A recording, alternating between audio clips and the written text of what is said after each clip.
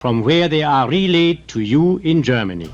দ্বিতীয় বিশ্বযুদ্ধের সময় থেকেই বস্তুনিষ্ঠ সংবাদের উৎস হিসেবে খবর প্রচার করে আসছে ভয়েস অব আমেরিকা, কিন্তু সম্প্রতি এটি সহ আরও বেশ কয়েকটি গণমাধ্যম আউটলেট বন্ধ করে দিয়েছে ট্রাম্প প্রশাসন। ছুটিতে পাঠানো হয়েছে প্রতিষ্ঠানটির ১৩০০রও বেশি কর্মীকে। এরই প্রতিবাদে আদালতে শরণাপন্ন হয়েছেন সাংবাদিক, রিপোর্টার্স উইদাউট বর্ডার্স ও কয়েকটি ইউনিয়ন। তাদের অভিযোগ, এই সিদ্ধান্তের ফলে মত প্রকাশের অধিকার হরণ করছে ট্রাম্প প্রশাসন।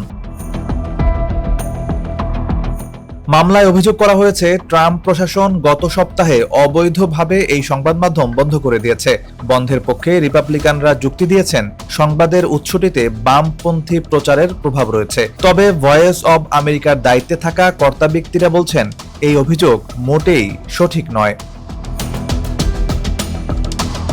বার্তা সংস্থা রয়টার্স জানিয়েছে, স্থানীয় সময় শুক্রবার US agency for global media এর ভারপ্রাপ্ত পরিচালক ভিক্টর মোরালেস বিশেষ উপদেষ্টা কারি লেকের বিরুদ্ধে নিউ ইয়র্কের ফেডারেল কোর্টে মামলা করা হয়। ইউএস এজেন্সি ফর গ্লোবাল মিডিয়ার তহবিল থেকেই ভয়েস অব আমেরিকার অর্থায়ন করা হতো। এছাড়াও radio free Europe, radio liberty এবং রেডিও ফ্রি এশিয়াতেও অর্থায়ন করে ওই সংস্থাটি। ট্রাম্প প্রশাসনের নতুন উদ্যোগে এসব গণমাধ্যমও বন্ধ হয়ে যাবে। ভয়েস অব আমেরিকার ১৩০০ কর্মীকে এরই মধ্যে ছুটিতে পাঠিয়েছে US agency for global media. Trump প্রশাসনের বিরুদ্ধে করা মামলায় বলা হয়, এই ধরনের পদক্ষেপ সম্পূর্ণরূপে বেআইনি। এই ব্যাপারে ওই সংস্থা এখন পর্যন্ত কোনো মন্তব্য করেনি। From where they are relayed to you in Germany.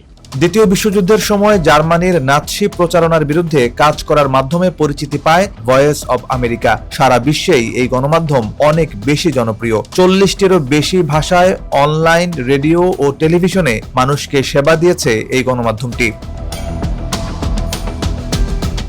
Radio free এশিয়ার মুখপাত্র রোহিত মহাজন জানান, ওয়াশিংটন অফিসের প্রায় ৭৫% কর্মীর জন্য অবৈতনিক ছুটি কার্যকর করা হয়েছে। রেডিও ফ্রি এশিয়াও বিদেশে সংবাদ সংগ্রহে সংস্থাটিকে সহায়তা করা ব্যক্তিদের সঙ্গে ফ্রিল্যান্স চুক্তি বাতিল করার পদক্ষেপ নিয়েছে।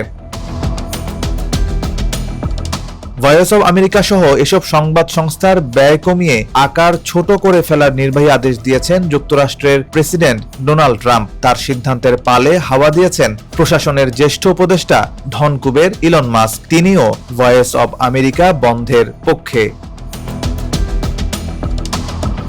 সাইফ বিন আইয়ুব, সময়ের আলো।